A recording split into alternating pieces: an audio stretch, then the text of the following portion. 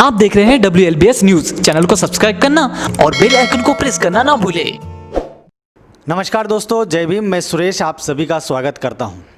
दोस्तों, जैसा कि आप जानते हैं कि हमारे इस चैनल के माध्यम से हम विभिन्न सामाजिक, राजनीतिक और भी जो भी सांस्कृतिक गतिविधियां होती है, हम उसकी चर्चा कहीं ना कहीं आपके साथ साझा करते हैं।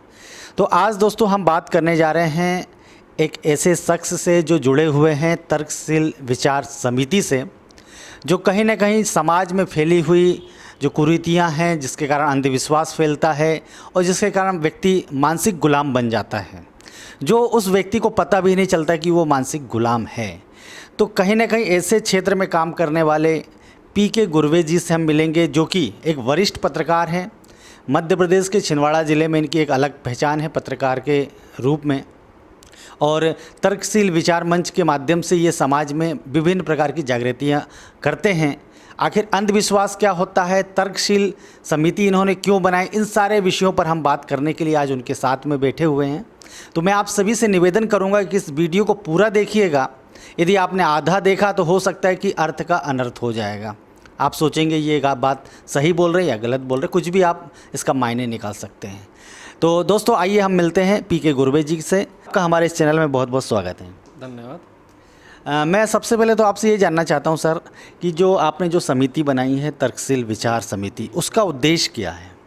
संजय, मैं आपको एक बता दूं कि मैं मूलतः पत्रकार हूं जी, और आप जानते हैं कि पत्रकार इस देश में एक चौथा स्तंभ होता है। चौथा स्तंभ का अर्थ ये होता है कि वो समाज में जन जागरण करे। समाज में व्याप्त कुरीतियाँ है, भ्रांतियाँ है, लोगों में जो असमझ है, अज्ञानता है, उसको दूर करने का काम एक पत्रकार करता है। इसी उद्देश्य को लेकर मैंने जब पत्रकारिता शुरुआत की थी तो मैं कुछ ऐसे संगठनों के संपर्क में आया है कि जो समाज में बुद्धि प्रामाण्यवादी विचार पहुंचाते हैं। कुछ नास्तिक मंच है, कुछ ऐसी संगठनाएं हैं कि जो पुरोगामी विचारधारा की है, संत परंपराओं पे काम करती है। मैंने उनके साथ में बीते 30 वर्षों से उनके साथ में काम करते आ रहा हूँ। लेकिन मैंने इस दौरान में ये देखा कि भी प्रत्येक संगठन का अपना एक मूल विचार है और वो उसी विचार पर अपना काम कर रही है। चूँकि मैं एक पत्रकार था और मुझे लग रहा था कि सिर्फ एक किसी विषय को लेकर समाज में जाने की बजाय उसके साथ में जो उसके सहायक विषय है उसको भी लेकर अपने को समाज में जाना पड़ेगा, तो ही अपन जनजागरण कर पाएंगे। इसी उद्देश्य को लेकर मैंने बीते 2 वर्ष पहले तर्कशील विचार समिति नाम की एक संगठना बनाई है। ये स्वयंसेवी संगठन है और मेरे संगठन का नाम ही तर्कशील है। इसका अर्थ ही ये है कि हमको बुद्धि प्रामाण्यवादी होना है। समाज में आपको कई लोग मिलेंगे, राजनीतिक लोग राजनीतिक क्षेत्र में मिलेंगे, सामाजिक क्षेत्र में मिलेंगे, सांस्कृतिक क्षेत्र में मिलेंगे, धार्मिक क्षेत्र में मिलेंगे, आर्थिक क्षेत्र में मिलेंगे। आपके व्यक्तिगत जीवन से जुड़े हुए सवालों से आपका सामना होगा। तब आपने एक तर्कशील होना चाहिए। तब आपने सही क्या है और झूठ क्या है इसका विश्लेषण आपको करते आना चाहिए। नहीं तो किसी एक महान पुरुष ने आपको कोई अच्छी बात बताई है, किसी एक बड़े पढ़े लिखे आदमी ने कोई आपको एक बात बता दी है, किसी अच्छे ज्ञानी ने आपको एक बात बता दी है कि ना हाँ यही है, और आप उसको उसी को मानते हुए कि क्योंकि ये बड़ा व्यक्ति है, ये ज्ञानी है, इसने PhD की है समाज में, ये बड़ा महान है, ये संत है, और आप इसकी बात मानने लग गए हो, तो वहाँ से आपकी मानसिक गुलामी शुरू होती है। क्योंकि वो कितना सच बता रहा है, कितना झूठ बता रहा है, इसका जब तक आप विश्लेषण नहीं करोगे तब तक आप जो है ना मानसिक गुलामी से बाहर नहीं आ सकते। दूसरी बात में हमेशा समिति का हमारा एक उद्देश्य भी यह है कि व्यक्ति, समाज का व्यक्ति बुद्धि प्रामाण्यवादी हो। बुद्धि प्रामाण्यवादी हो इसका अर्थ क्या है कि वो तर्कशील हो और हर घटना से, हर पहलुओं से, हर विषय से तर्क करे और फिर उसको अपने जीवन में स्वीकार करे। और जब आदमी सत्यता को जीवन में स्वीकार करेगा तो आनंदमय जीवन जिएगा। सामाजिक शांतिमय समाज की स्थापना हो, वहाँ हर आदमी बुद्धि प्रामाण्यवादी हो, हर आदमी तर्कशील हो। इसके लिए हमने इस संगठन की स्थापना की है। लेकिन कुछ लोग ये बोलते हैं कि जीते जी तो ठीक है, लेकिन मरने के बाद भी ऊपर अच्छी जगह जाना चाहिए, स्वर्ग में जाना चाहिए, जो एक परिकल्पना है ना। तो वो उस पे बारे में आप क्या? देखिए, स्वर्ग नर्क की कल्पनाएं ये पूर्णतः झूठी हैं। स्वर्ग यही है, नर्क यही है। और आप हमेशा देखिए, कई बार आप एक समाज में एक चर्चा होती है, यार क्या रखा है, सब कुछ हिसाब तो यहीं करके जाना है, कहाँ स्वर्ग नरक है। अच्छे कर्म करोगे तो अच्छे फल मिलेंगे, बुरे कर्म करोगे तो बुरे फल मिलेंगे। स्वर्ग नर्क की कल्पनाएं आज से कुछ साल पहले तथाकथित ब्राह्मणवादी विचारधाराओं के लोगों ने बनाई हुई अपनी एक परिकल्पना है, और इसी परिकल्पना के आधार पर वो समाज में विविध कुरीतियाँ, धार्मिक कुरीतियाँ और आडंबर, ये सारी चीज़ें उनमें की जा रही है। ये उनकी एक कल्पना है, ये एक मात्र कल्पना है। स्वर्ग नरक कुछ नहीं है, स्वर्ग नरक यही है, और यही सब कुछ करके आपको अंतिम मिलना है। और मैं पुनर्जन्म पे विश्वास नहीं करता। एक बार आपको जन्म मिला है, बस वो लास्ट, फर्स्ट एंड लास्ट है। मतलब जो कुछ भी करना है आपको यही करना है। यही करना है आपको और कहीं कुछ करने की ज़रूरत नहीं है। और मुझे एक बात बताइए ना, अभी आप जीवंत हो, अभी आप क्या है देख रहे हो, मरने के बाद में आपको पता चलता है कि आपके लिए कौन रो रहा है, कौन क्या हो रहा है, आपके लिए कौन से कर्मकांड हो रहे हैं, नहीं हो रहे हैं, नहीं किए जा रहे हैं, क्या आप देख पाते हैं? ये सारी चीज़ें पूरी कल्पनाएं हैं। इसका एक आवरण समाज में बनाया गया है तथाकथित लोगों ने, कि इस आवरण के पीछे वो अपना धंधा चलाते रहे। फिर वो धर्म का धंधा हो, राजनीति का धंधा हो, व्यावसायीकरण का धंधा हो, एक पूरा एक ऐसा आवरण बनाया गया है। और उसी में आदमी का जो नाम है, जो शॉर्ट फॉर्म है, पीके गुरुवे जी। तो एक आपने फिल्म देखी होगी पीके करके, हाँ। तो उस फिल्म को देखकर आपको कैसा लगा कि जो पीके का जो रोल अदा कर रहा है, या आप जिस प्रकार की बातें कर रहे हैं उसमें कोई समानता है क्या उस कैरेक्टर में? वो देखिए, वो एक फिल्म है और फिल्म में पात्र होते हैं, और वो एक कहानी होती है, इसलिए वो कहानी है। और कहानी में मैं स्वयं को कभी ढूंढता नहीं हूँ। नहीं, लेकिन उसने जो अभिनय किया है, जो बताना चाहे उद्देश्य, उसने जो अभिनय किया है, मैं तो कहता हूँ कि पीके है। एक और पिक्चर आई थी, वो माय गॉड, परेश रावल की। अरे ये तो मैं तो बोल रहा हूँ कि उन्होंने समाज के लिए बहुत बड़ा काम किया है। जो बातें हम तो कुछ चंद लोगों के बीच में जाकर हम ये बातें कह रहे हैं, उन्होंने तो फिल्म के पर्दे पर पूरे देश में, पूरे विश्व में उन्होंने फिल्म के माध्यम से लाया। और मैं तो कहता हूँ कि समाज जागरण का उन्होंने बहुत बड़ा काम किया है। इन फिल्मों को हमने प्रबोधन के रूप से देखना चाहिए, ना कि मनोरंजन के रूप से। कहीं ना कहीं आपकी बातों से ऐसा लग रहा है कि आप अंधविश्वास के विरोधी हैं। आप चाहते हैं कि व्यक्ति जो है मानसिक रूप से स्वतंत्र रहे। तो आखिर अंधविश्वास क्या होता है, व्यक्ति को कैसे तर्क करना चाहिए, ये आप हमारे दर्शक अगर संक्षिप्त में समझना चाहें तो कैसे समझें? पासवान जी, अंधविश्वास की परिभाषा बहुत गहरी है, लेकिन मैं आपको एक छोटा सा एक बात बता देता हूँ। विज्ञान का नियम है कि निर्जीव वस्तु पर जब तक बाह्य दबाव नहीं आता तब तक वो चलायमान नहीं होती। ये न्यूटन का गति का सिद्धांत है। ये पाठकों को ज़रा समझ में आ जाए, मैं इसलिए बता रहा हूँ कि अंधविश्वास कैसे आता है। एक न्यूटन के गति का सिद्धांत है कि जब तक निर्जीव वस्तु पर बाह्य वस्तु का दबाव नहीं होता तब तक वो चलायमान नहीं होती। हमारे यहाँ पीएचडी किया हुआ पढ़ा लिखा जो आदमी है, वो जो लेक्चरर बन जाता है कॉलेज में, वो न्यूटन के गति का सिद्धांत पढ़ा रहा है। वो वहाँ वैज्ञानिक दृष्टिकोण पढ़ा रहा है, वहाँ वो वैज्ञानिक है।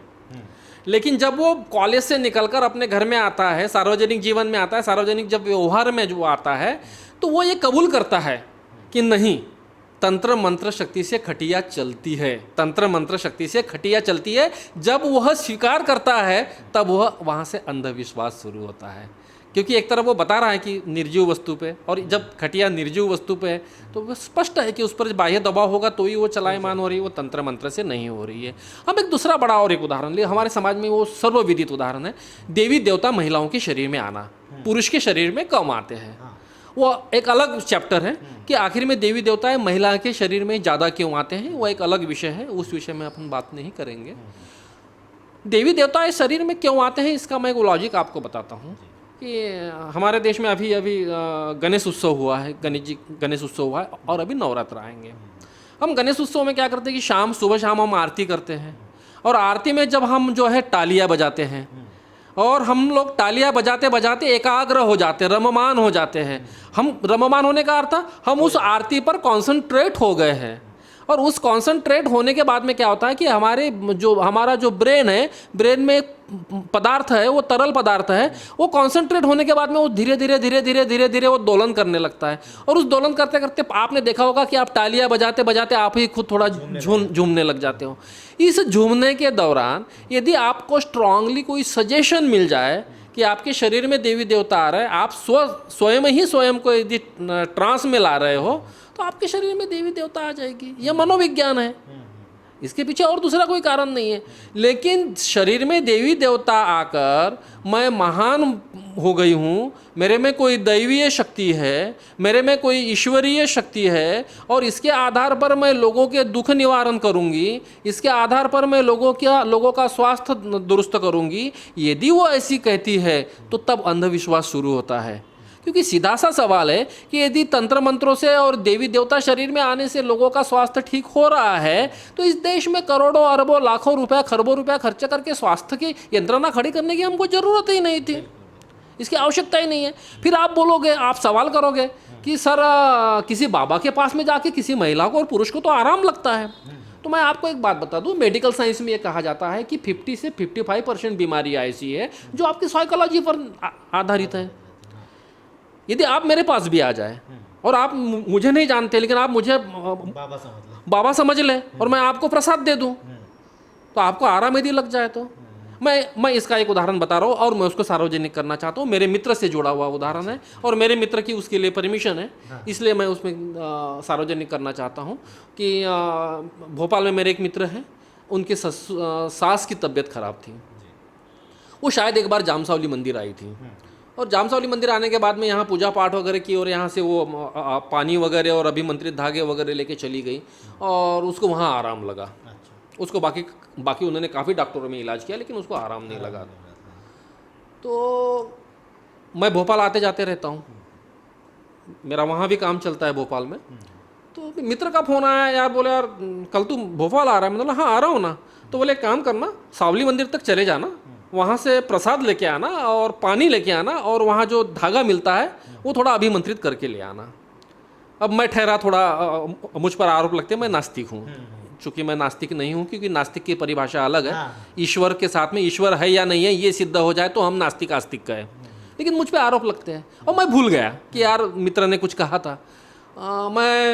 मुझे होशंगाबाद तक गया और उसके बाद में मुझे याद आया, अरे यार मुझे तो मेरे दोस्तों ने कुछ काम बताया था और मैं नहीं गया। मेरे साथ में कुछ मेरी मंडली भी थी जो मेरे सोशल मूवमेंट में काम करते हैं। हम लोग भोपाल में उतरे तो बोले यार मैंने उनसे कहा कि मैंने यार वो आपके पास में जो खाली पानी की बोतल है ना वो आप फेंकना मत, मुझे दे दें। बोले यार अब वो तो आप फेंकेंगे, अभी डस्टबिन में डालेंगे, आप क्या करोगे? आप मुझे दे तो। मैंने उनसे 2 बोतल अपने बैग में रख ली। मैं बाहर आया, रेलवे स्टेशन के नल से पानी भरा दोनों बोतल में, और रेलवे स्टेशन से बाहर निकलने के बाद में मैं एक मंदिर तक गया। बोले मुझे बाकी लोग पूछने लगे, बोले मंदिर तक क्यों जा रहे हो?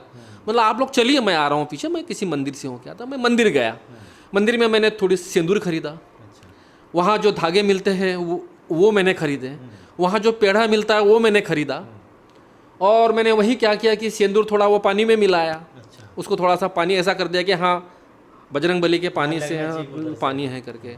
फिर मैंने वहीं वो धागे लिए और मैंने उसको लगता है कि 11 या 12 उसको गठान बांधी जाती है, वो मैंने वहाँ बांध ली।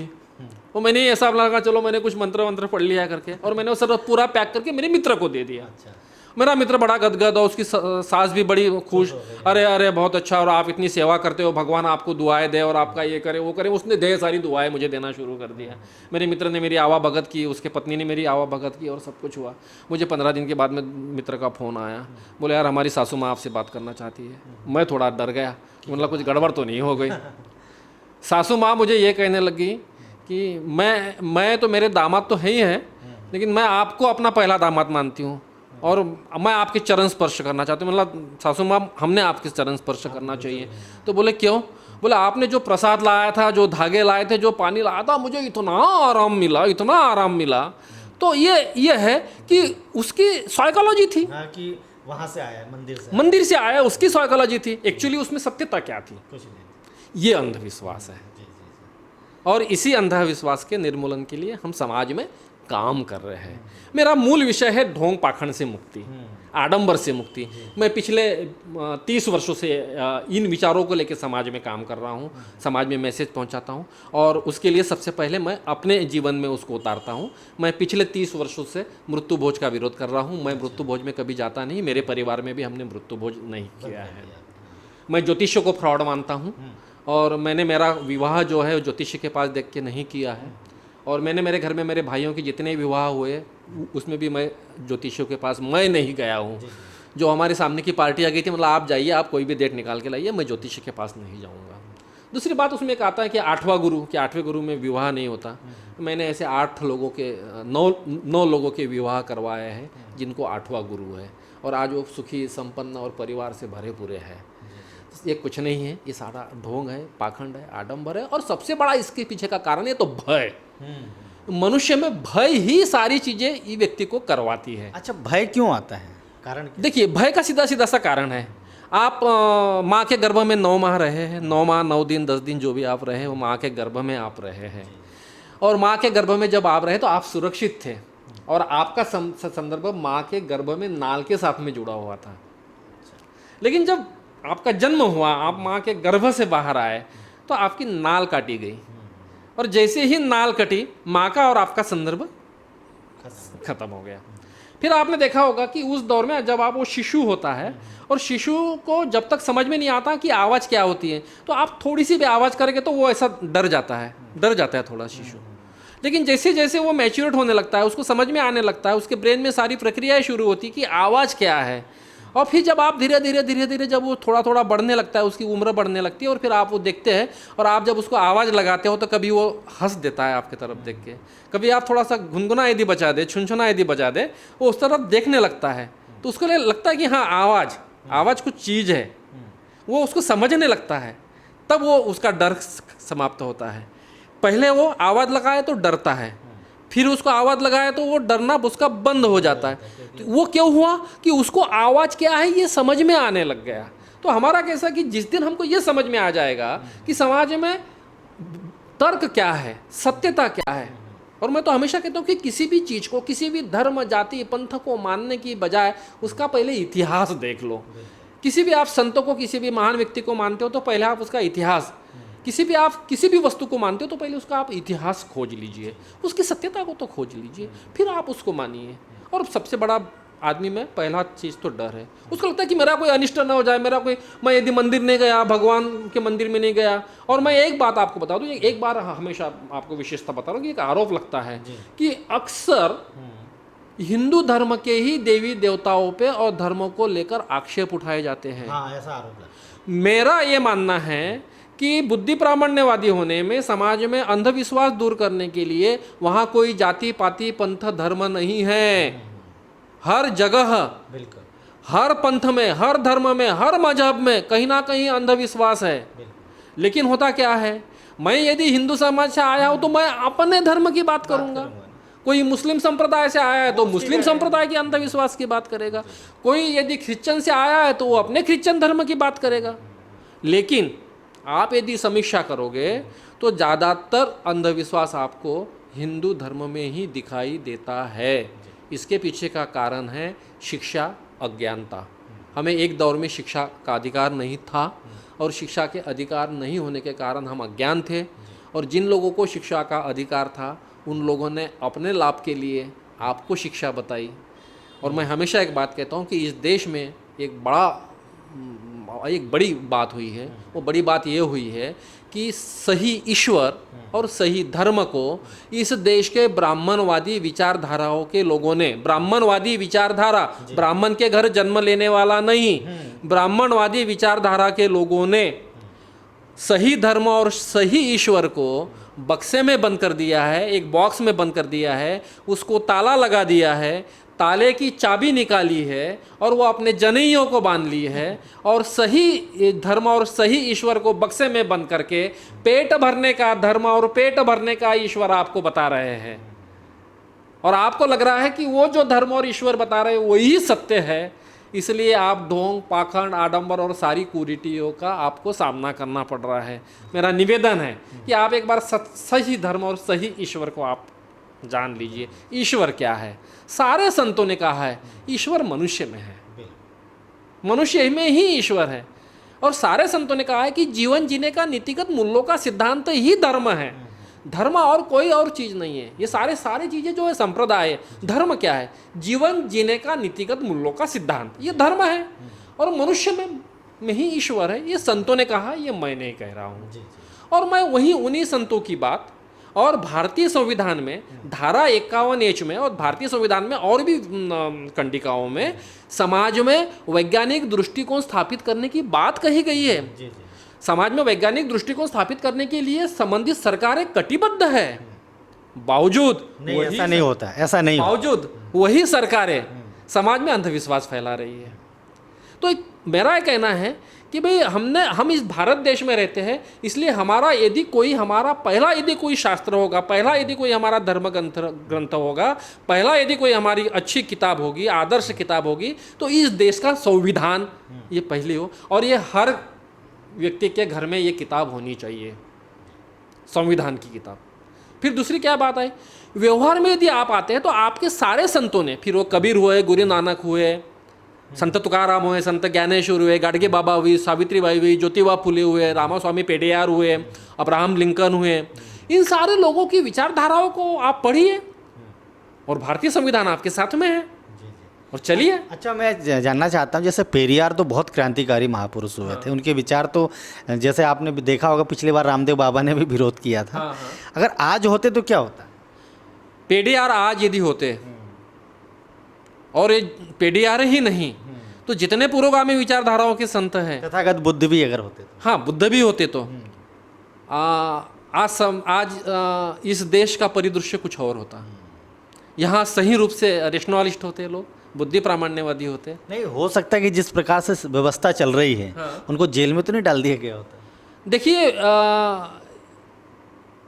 अब आपके सामने मैं दो उदाहरण दूंगा। एक मैं महाराष्ट्र में अंधश्रद्धा निर्मूलन समिति के दाभोलकर जी, पानसरे जी, और एक मैडम जो पत्रकारिता में गौरी लंकेश, इनकी हत्या हुई है। और इनकी हत्या उन्हीं लोगों ने की है कि उन लोगों को ये लग रहा था कि ये समाज में सत्यता ला रहे हैं, समाज में सत्य फैला रहे हैं, लोगों को जागरूक कर रहे हैं, लोगों में जन प्रबोधन कर रहे हैं, लोगों को बुद्धि प्रामाण्यवादी बना रहे हैं। तो ये यदि समाज यदि बुद्धि प्रामाण्यवादी हो गया, तर्कशील हो गया, तो हम जो बातें बता रहे हैं, ये बातें लोग सुनेंगे नहीं। और ये ब्राह्मणवादी विचारधारा के लोग चाहते ही है कि समाज में हमारा आधिपत्य बना रहे। अब ब्राह्मणवादी है ने मैं यदि कुंभी समाज का हूँ तो हमारे कुंभियों में भी कुछ लोग ऐसे कि वो चाहते हैं कि कुंभी समाज में मेरा आधिपत्य बना रहे, वही ब्राह्मणवाद। ओबीसी में लगता है कुछ लोग अपने की भी मेरी गद्दी कायम रहे, मेरी राजनीति चले, समाज में मेरा वर्चस्व हो और उस हिसाब से मैं समाज को दिशा दूंगा, वो ब्राह्मणवाद।